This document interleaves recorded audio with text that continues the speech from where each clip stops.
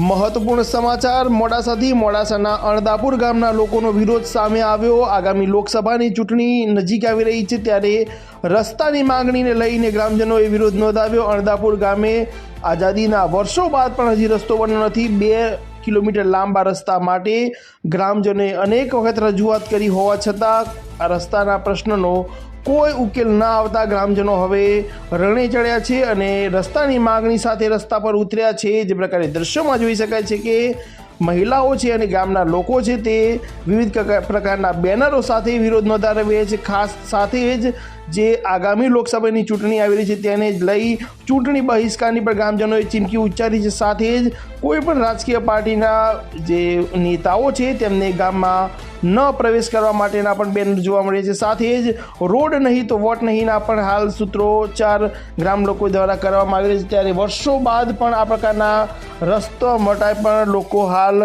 રસ્તા પર ઉતરીને ભારે વિરોધ કરી રહ્યા છે અને સાથે જ રસ્તાનો પ્રશ્ન ઉકેલાય તે માટે હાલ માંગ કરી રહ્યા છે।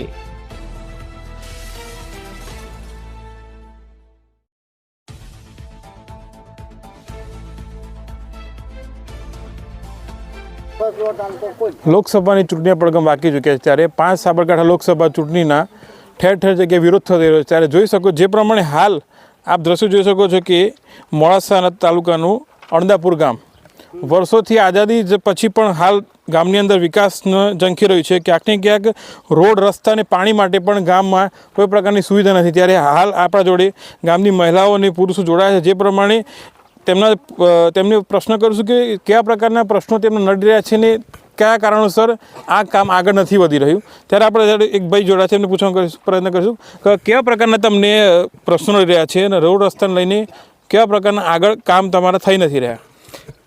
દેશ આઝાદ થયો આજ દિન સુધી અણદાપુર ગામમાં રોડની માગણી 2 કિલોમીટર રોડ કાચો છે। તેઓ 108 જેવી સુવિધા પણ તેઓ પહોંચી શકતી નથી। ડિલિવરી જેવો પ્રશ્ન હોય તો બેનને ખાટલામાં ગાલી અને 2 કિલોમીટર લઈને જવા પડે છે। અમે વારંવાર રજૂઆતો કરી સરકારમાં અધિકારીઓને રજૂઆત કરી। રોડ મંજૂર પણ થયો। મંજૂર થયા પછી કોન્ટ્રાક્ટર રોડ બનાવતા નથી, આવે છે જોઈને જતા રહે છે। 10 દાડામાં અમે ચાલુ કરી દઈશું, પરંતુ આજ દિન સુધી રોડનું કામ કરવામાં નથી આવ્યું। તો ચોક્કસથી જે પ્રમાણે રોડનું કામ પણ પાસ થઈ ગયું છે અને રોડ નથી બનાવવામાં આવી રહ્યો છે, તો આપ જાણો છો કે જે પ્રમાણે રોડ તમે કહી રહ્યા છો કે પાસ થઈ ગયું છે પણ નથી બનાવ્યો, કેટલા સમયથી રોડ પાસ થયો છે ક્યાં સુધી આ લોકો બનાવવાથી આવી રહ્યા?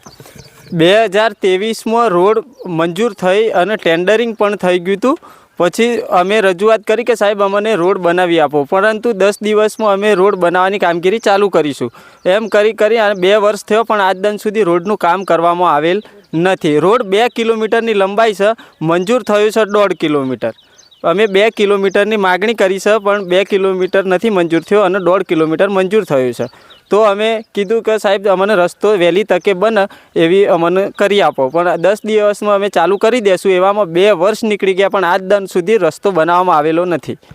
તમારા દ્વારા કઈ જગ્યાએ કેવી રજૂઆત કરવાની, કોને રજૂઆત કરવામાં આવી હતી? RMB વિભાગમાં, માર્ગ મકાન વિભાગમાં અમે દરખાસ્ત કરી અને અરજી કરી અને મોકલી આપી। ત્યાંથી દરખાસ્ત કરી અને એ લોકોએ ગાંધીનગર મોકલી આપી। ત્યાર પછી એ રોડ મંજૂર થયો પછી આ લોકોએ જવાબ નંબર પાડ્યો નહોતો, તો અમે કલેક્ટરમાં સ્વાગતમાં અરજી કરી। સ્વાગતમાં અમે ગયા તો એ લોકોએ જવાબ નંબર પાડી અને તમારો રોડ મંજૂર થઈ ગયો છે એવું કહ્યું।